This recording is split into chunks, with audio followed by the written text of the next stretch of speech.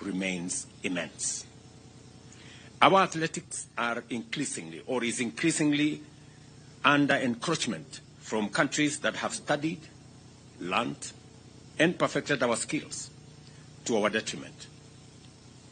As a government, at the national and county levels, we must scale up our deliberate collaboration with all stakeholders, such as sports federations, to develop a sports policy framework that will address these gaps and stop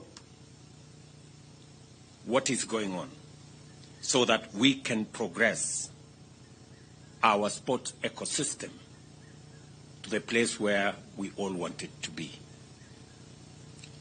We all know why we have 4 gold medals.